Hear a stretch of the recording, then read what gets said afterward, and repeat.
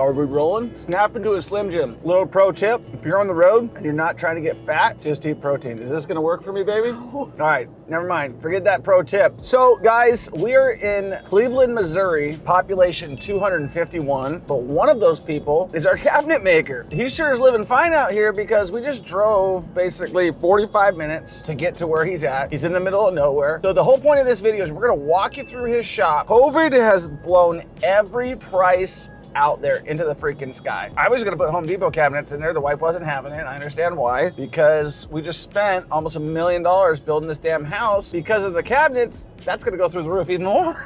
I'm just thankful to have cabinets. We were dealing with these guys, Miller's Cabinets, out here in Kansas City, and we literally couldn't get a call back for even a price. We found a designer. The designer had a cabinet maker, and he's knocking them out quickly. So we're gonna go check out his facility. Oh, Red Beard Carpentry. Okay, so here's where we're pulling up in. What's up, everybody? We are just about ready to walk into Red Beard Cabinetry. Before we start this video, I want to ask you, how much do you think my cabinets cost me on my custom built house? How much do you think this whole process is going to cost me? And guess what? They're not even painted, so we have to hire someone to paint them. I want to let you know, I'm going to reveal it at the end. It's going in our house, our custom built house. If you haven't checked out that video, make sure you check out that video. If you haven't followed me, make sure you follow us right now. Make sure you subscribe to the channel. Make sure you hit the notification button, and definitely smash that like button. Let's get started. Let's jump into it. Shop is probably right here. Caleb, how's it going? Were you born here? I'm from Wichita. Can I give you a mic? Do you mind if we record everything? No, go ahead. Okay. Oh, you want, oh, okay. Big time. So my wife is from this area. Well, I was at another shop and it was way out of town and we just got married, and so I was looking for something local and I was like, all right, it's time just to do it myself. And this is a tough skill. You've been doing, how long you guys been doing this? so I started for myself January 2020. We moved into this building last August. Are these our cabinets? These are yours. This is the kitchen, and then we've got pantry and mudroom shoved back there. You want to just walk us through what you got going on so far? Today we are getting our doors wrapped up and we'll be starting on the drawers. And so I like these doors here. This is that glass cabinet next to the fridge, and I just put them in here to test fit. Can I ask you, is this like poplar? This is beech. This is what we're painting, and the inside of this is white oak. When you buy a cabinet from Home Depot, it's like what, compressed MDF usually? Particle board usually. I'm not totally educated on their stuff, but I think they have like a custom line where you can pick from certain sizes of cabinets that they offer. So it's not totally custom, you're still picking from a list of things that they offer. Semi-custom. Yeah, I think they use plywood in that line, but it's not full 3/4 plywood like this, and it's not the same grade. I mean, even if you were to go get the highest grade possible plywood from a Home Depot store versus what we get from a lumber supplier. So you buy directly from a lumber supplier. Who do you guys use? We have a couple options. Liberty and Blue Links are the two big ones that we use. And so you'll get this, and then there's a lot of what, like gluing? Gluing, sanding, screwing. Like you can see on the back side of the face frame, it's held together by those little these things right here? Yep, and those are screws inside of these. Yeah, that goes that way. You glue this joint and you screw it together, and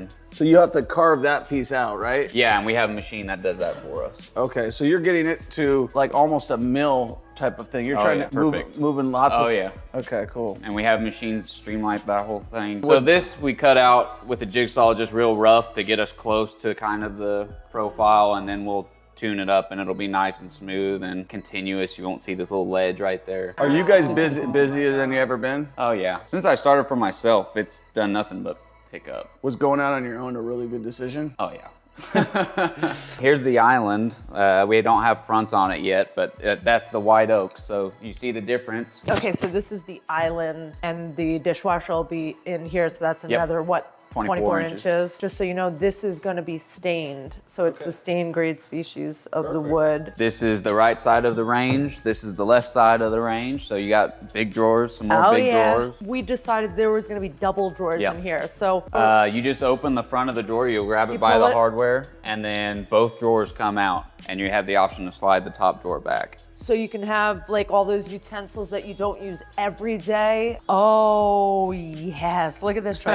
You got a whole drawer inside of a drawer. That's cool. Yes. And so this cabinet is gonna function more like these ones here, how the drawer opens and then inside there's another one. Oh, we have another one in this too? Yep, all four of those. Here? Look at this piece, Troy. Doesn't it look massive? Okay, no. This is a cabinet that goes on the other side of the refrigerator, right next to the refrigerator. These are the doors for the kitchen. Cody's been working on these moldings in here. So what's he have to do to do this design right here? So the rest of the house is gonna be a 5-piece door. It's gonna be 1, 2, 3, 4, and then the panel is 5. These are 9 pieces. We went big. These here are all individual pieces that are applied on afterwards. Does that cost more money? No, that's less. That right there is less. Less? Yeah, It's you actually get less cheaper is to do more. Oh, so look at, thank you. Okay, so they put all gotta- those in there. This is attached, this is attached. So these are all different pieces of wood. Yep. And they're all glued on? Yep, and you can see the ends here, how they're jointed. You're not getting it apart. What's your name? Cody.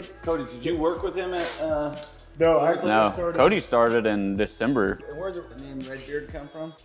It took a lot of thought. Okay, let me tell you. So this is only in the kitchen. We have the rest of Then the doors in the back. This is really exciting. So this is called a reeded. That looks way inexpensive.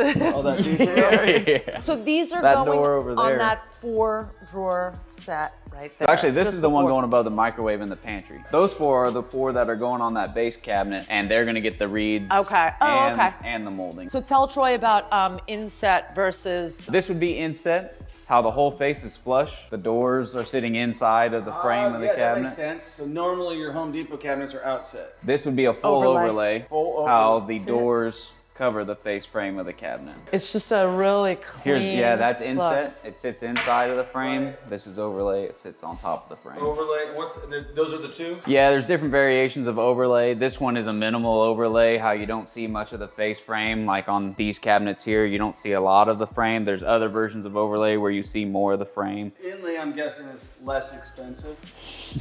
Nailed it. I just know my wife. You're getting. Budget, You're getting budget, the budget. Yeah. And the furniture detail on the base. It's beautiful. I didn't. All the until base you cabinets just- have those on there. Is that all our stuff? Oh yeah. Oh, yeah. Pretty much everything in here that's not purple. So then back here, what is all of this? This is where we make doors. This is our fancy machine. We cut all our parts out. We run them through shapers. So we cut them and then we have to take them over to those machines, and that's what puts the patterns in them. So one machine cuts this pattern here and the other machine cuts this pattern that goes inside of it. See what I'm What's saying? this called right here? I know. The joint. It's called a joint, a tenon. Mortise and tenon is what they call them, is the joint style. And so once you get them cut, you bring them over here, you put all the pieces together, you put your panel in there, you close it up with the door, bring it over here to this, it's called a door clamp.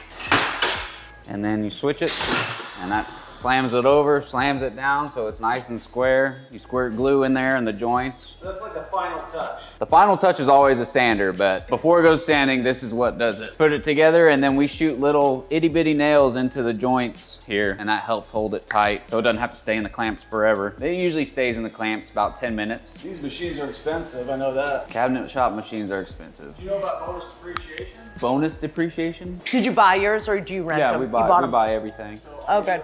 Business hack. Okay. When you're in business and you buy a machine, let's say this thing is $50,000. I don't know what it costs. So it's $50,000. You can take that loss of that whole thing your first year. Even if you financed it, you could take the whole $50,000 loss your first year on any of your equipment against your income. So let's say you made $1 million. We're just throwing numbers out here. But you had equipment that cost you $2 million.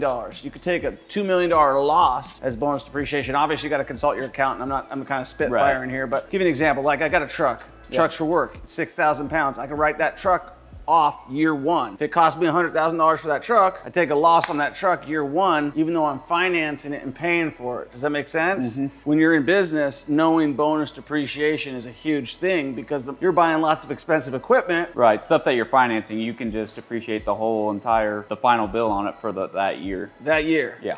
100%. Yeah. Did you pay taxes? Year one, we didn't. This last year we did. The bonus depreciation in terms of businesses that manufacture, I know it because I had a tow business too really well. Tow business, everything, 6,000 pounds, write it off. This, write it off. So the more equipment you have, yeah, but all this stuff is depreciating assets, so they'll all let you write it down because you're gonna probably upgrade it in 5 years or whatever. Okay, let's go over here. All right, cool. This is the pantry door, yeah. Pantry fridge. Everything looks so big, doesn't it? You don't realize. Like, It's on carts too, but yeah, I mean, it's 9-foot ceiling and it goes all the way up. Okay, So cool. So is this all the pantry? this is all the pantry. There's a lot of cabinets in the pantry. The mudroom got thrown around over here on carts and it's kind of all jumbled up together. And a lot of these cabinets stack on top of each other in the mudroom just because if we were to make them in one piece, we wouldn't be able to stand them up once we got them in the house. What's the tool you're using the most of, like a table saw? Table saw, our two that we usually use are over there. This one is designed strictly to use for our drawer parts. So it's got 2 blades on here. So when we build our drawers, the bottom of the drawer slides in a slot that thing cuts. And how'd you get into the cabinet business again? Were you interested in it before? I had a desk job out of college, and Where'd you go to college, for cabinet making? no. So we actually played baseball together in college. That's how we know each other. Oh, really? Yeah, we played at Ottawa, just south of Lawrence. After I was done playing, I coached there for a couple years, and they actually paid for an MBA. So I got an MBA while coaching, got a desk job out of that. It was healthcare software implementation. Did you love it? So much. Would you ever go back to work for anybody else but yourself? Yeah. Yeah, it's the only way to go. It's not for everybody owning a business. It's a lot of stress. I mean, it's what you think about 24/7 almost. Yeah. I mean, for me right now in this stage it is. I hope it's not always that way. Well, eventually you get somebody, sounds like you got a good guy like here who can, you know, as you scale and you grow and stuff like that. You can get a little bit. But when you're in the separate yourself a little beginning, bit. man, you're in everything. It's a grind. The first year and a half, I was doing all this stuff by myself. Installs, planning, meeting with customers, phone calls, just the entire process was all by myself. And starting around my second year, I finally hired my first guy, and now we have 3, and just what one more guy can do is been amazing for us. So. Right. So before you quit your job, you just went into cabinet making? I knew a guy, I met him at a gym that he owns, or he franchised. He pulls up with his carpentry written on his truck, and I was like, what is this all about? And he's like, oh, I own this cabinet shop down in Bolivar, Missouri. I'm like, really? I said, you get looking to hire anybody? And he said, yeah, I'm trying to expand up here to Kansas City, and if you can go down there and learn the trade and prove that you know what you're doing and stuff, you could possibly fill that role. And I said, all right, screw it, and quit my job, took a big pay cut to go down there and do that. Was your plan to open up your own cabinet shop though? Was that Not originally. My plan was to do what he said. And you just wanted to get out of whatever branch. you were doing? Yeah. You're like, I paid for all this money. Oh, you got a scholarship for baseball, I'm sure. You got your MBA, but you're like, I'm sick of what I'm doing. I'm just gonna do cabinets. Yeah. Well, I didn't know exactly what I was gonna do. I knew it was something construction related. I always tell people not to go to college. I'm like, unless you're I'm not gonna push it by any means. Unless you want to be a doctor or an attorney or an engineer, then that's why I said, unless you need a doctor, attorney, veterinarian, Yeah. something like that, what's the point? out and make money that much sooner and have the experience. And I just learned how to drink in college. So these ones are mostly sanded down, it feels like. those are done, ready for paint or primer, I guess. And there's another one called cost segregation. You need to look into that too. If you got an MBA, cost segregation, talk to your accountant. You can depreciate the building as a business owner 30% your first year. So let's say you paid $100,000 out, you can knock off $30,000 first year. What is this thing? That is our prized possession. It looks like it. That is a time saver, as it says. So after the doors get made, this is the sander that we run them all through. This is the most expensive piece of machinery in this place. Yeah, and it's fairly new. Over 100,000. Oh no, but you can get over 100,000. Seems like it's pretty expensive. This one, by the time the sticker price plus the cost of installation and wiring it in, we're about 40,000. I don't really want to get any bigger than like 8 guys, I don't think.